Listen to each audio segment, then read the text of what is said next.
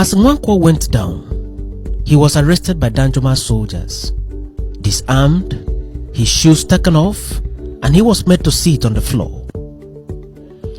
Every other person that emerged from the main building was treated the same way, and no one returned to the building to brave Fajuyi and Ironsi of what transpired downstairs and what transpired around the compound. Fajuyi then decided to come down by himself. At this time, Danjuma had already advanced to the main building. As Fajuyi came down the staircase, he met Danjuma, who saluted him as a senior officer, but who immediately told him that he was under arrest. Fajuyi knew as a soldier that anything could happen to him at that point. He thus raised his hands and came down peacefully and asked Danjuma what he wanted. Danjuma responded, "We want to arrest the head of state and leave the government house with him."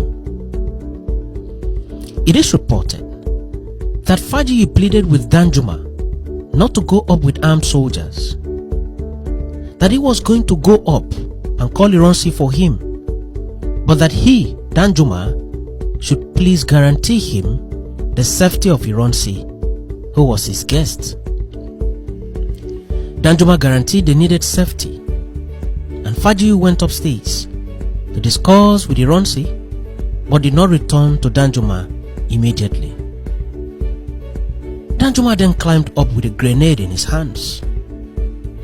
He met Ironsi with Fajuyi, discussing together, and Danjuma immediately told Ironsi that he was under arrest and gave him the order to stand up immediately.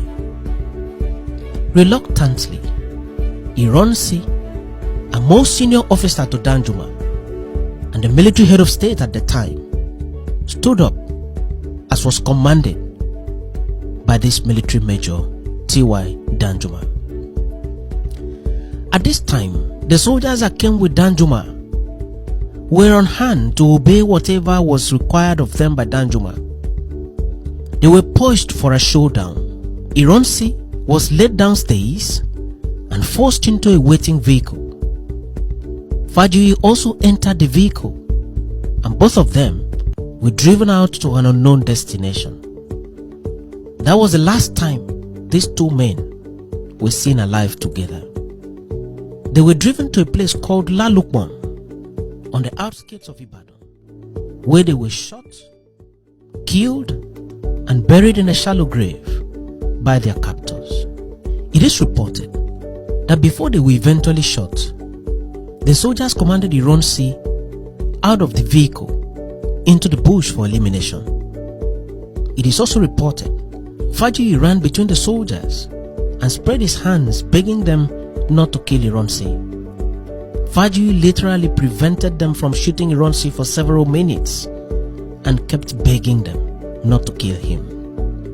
He repeated the intervention so much that the killers became frustrated and angrily fired shots into Fajuyi and Ironsi at the same time. Fajuyi is thus said to have died in defense of a friend and a compatriot.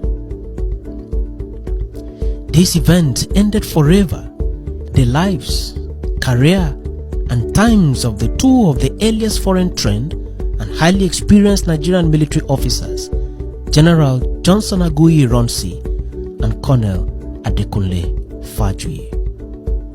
At the time of the coup, T.Y. Danjuma was only 26 years old. The smooth execution of the coup and the coordination between the officers in Ibadan and Lagos showed clearly that the coup had already been planned and was only waiting for an opportunity to strike. Ibadan only presented a perfect opportunity to strike and execute the coup. The officers that were eventually identified as the brains behind the coup from the Lagos flank were Lieutenant Colonel Murtala Mohammed, Lieutenant Ibrahim Babangida, Martin Adamu, Joseph Gaba, Nuhu Nathan, Malami Nasarawa, Paul Tafa, Musa Usman, 2nd Lieutenant Sani Abacha, and Shitu Alau, and many others. Those from the Ibadan flank were Gaba Dada, Jeremiah Hussaini, and Lieutenant Ibrahim Bako. These officers from Ibadan flank were assisted by T.Y. Danjuma and William Walbe. Danjuma and Walbe were originally part of the Lagos group, but being part of General Ironsi's guard, they participated by default as they accompanied Ironsi on his official tour of the western region of the country. The Lagos group used the Ikeja barracks as their operational base, while the Ibadan group used the 4th Battalion as their operational base.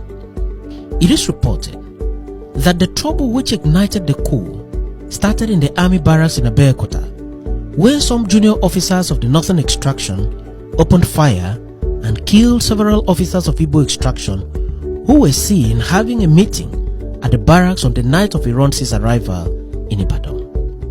Danjuma then seized the opportunity of the confusion of the moment to carry out the coup and remove Ironsi from power. Analysts have however queried the relationship between the killing of soldiers in an army barracks in Abeokuta and the arrest and eventual killing of the head of state.